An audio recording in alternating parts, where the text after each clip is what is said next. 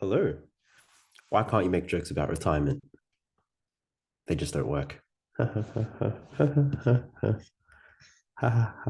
Okay.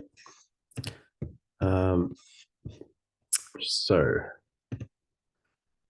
let's get into it. We've got, it's been a hot minute. Welcome back. We're talking about, boom, interest and depreciation. Okay. This is our new topic. In particular, today we're just going to look at simple interest. But before we talk about simple interest, let's talk about what interest is. Okay, so interest is essentially it's a percentage of an amount earned from an amount. I don't think I needed that extra from an amount. um, but yeah, when I say a percentage of an amount earned, it just means it's the, I'll write this down, it's the extra bit on top. Okay. Now, it works for when you borrow and also when you save. So the interest works both ways. Sometimes it works in your favor and gets you extra money. Sometimes it works against you where you have to owe extra money. Okay, but it's just interest is just the kind of little extra bit. Normally, the interest is calculated by percentage. Okay, now there's two types of interest that we look at in standard math. The first one is simple interest. The second one is compound interest. We'll talk about compound interest later, but let's talk about simple interest for now. So simple interest, it means that it's only interest earned based on your original amount invested.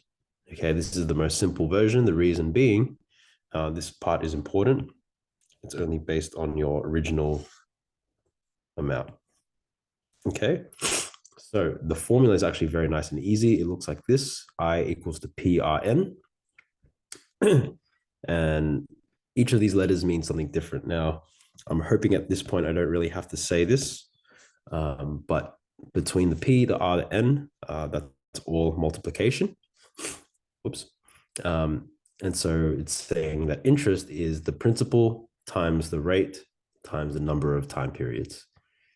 Okay, so again, P stands for principal, which is just your initial amount or your original amount. So whatever you put in first, and your rate is a normally percentage per time period. Now, usually it's PA, which is per annum, usually, but not always.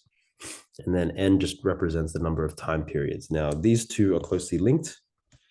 What you kind of want is you want these two to be in the same time period. Okay.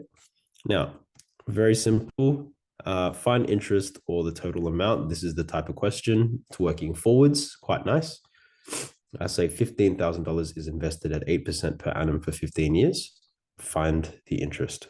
Okay. So again, interest here is just going to be as straightforward as I equals to PRN. And I'm trying to find interest. So what's my principal? I can see that my principal, my original amount is 15,000. And what's my rate? That there is my rate, which is 8%. So I can times it by 8%. I can write 0.08. I can write 8 over 100. Either option is fine. And then I multiply it by the number of years. So in this case, 5 years. That's N. And at this point, put in your calculator. 15,000 times 0.08 times 5. And then that'll give you interest of $6,000. Okay. So that means I've gained $6,000 over the past 5 years. That's just the interest. That's just the extra amount. Okay. Now, if it's a savings and I'm asked to find the total amount is always going to be the principal plus the interest. Okay, so it's what I started with, which is my 15,000, but now I have an extra $6,000 on top of that. I can see here that I'll end up with $21,000. Okay, it's kind of getting something for nothing. Kind of nice. Okay, now I've written here, take care with different time periods. So the most usual one is PA, which stands for per annum per year. but sometimes they talk about per day, or sometimes they say per month, per week, per year. Just make sure that you've accounted for that. Okay, now a very common question is working backwards to find either the rate, principal, or number of periods. And it's kind of linked with a little bit of algebra. Okay, so let's say me, Mr. K, earned 15,000 or 1,500 in interest, but the account was at 6% per annum and it was over 5 years.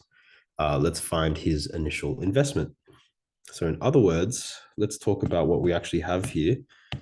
We're talking about, see this one here? That's actually my interest. Okay, so that's actually I. I know my 6% is actually my rate. And I know my 5 represents my number of periods. And I want to find my initial investment. That's actually my P for principal. Okay. So again, I'm going to start with my formula. I equals to PRN. And I'm just going to substitute what I know. So this is going to be throwback to equations. So if I've got this, my interest is actually 1,500. My principal, I actually don't know because that's what I'm trying to find. And then I've got my rate, which is 6%. And I'm going to write it as 0.06. You can write it as 6%. You can write it as 6 over 100. Either or is fine. And then I also need to multiply this by 5 years because that's my number of time periods. Now, what's nice about this is because I'm trying to find P, think of those two as a chunk because they're multiplied together. What's the opposite of multiply if I'm solving for an equation? It's divide. So I can leave my P on this side here. And on this side, it becomes my 1,500. And I'm just going to divide it by 0.06 multiplied by 5.